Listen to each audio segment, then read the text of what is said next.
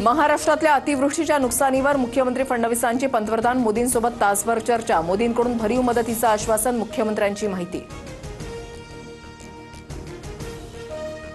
सोलापुरात उद्यापासून पूरग्रस्तांना मदत, 10 किलो तांदूळ गहू वाटप करणार। इतर जिल्ह्यातून आम्ही 50 ते 60 मेट्रिक टन चारा आणणार। जिल्हाधिकारी कुमार आशीर्वाद यांची माहिती। सोलापूर, धाराशिव, अहिल्यानगरला 2 दिवसांचा रेड अलर्ट। माढा, मोहोळ आणि करमाळ्यामध्ये पुन्हा एकदा पूर स्थितीची शक्यता। नागरिकांनी संपर्कात राहावं, जिल्हाधिकाऱ्यांचं आवाहन। नांदेड जिल्ह्यामध्ये ऑरेंज अलर्ट जारी। खबरदारी म्हणून जिल्ह्यातील सर्व शाळा महाविद्यालयांना उद्या सुट्टी। मागील काही दिवसांपासून झालेल्या अतिवृष्टीनं अनेक घरं पुराच्या पाण्याखाली। अतिवृष्टीचा मोसंबी बागांना मोठा फटका। छत्रपती संभाजीनगरमधील पिंपरी राजा गावातील शेतकऱ्यानं मोसंबीच्या बाग कापून टाकली।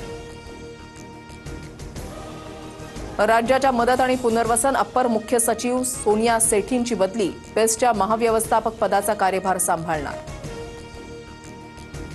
सतीश उर्फ खोक्या भोसलेला जामीन मंजूर। तरुणाला बॅटनं मारहाण केलेल्या प्रकरणामध्ये खोक्या भोसलेला कोर्टाकडून जामीन।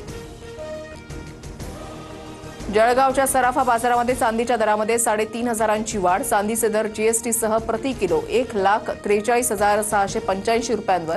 ग्राहकांमध्ये नाराजीचा सूर। सामाजिक कार्यकर्ते सोनम वांगचूक यांना अटक। लेहमध्ये हिंसाचार भडकवल्याचा आरोप खोटे असल्याचं वांगचूक यांचं स्पष्टीकरण।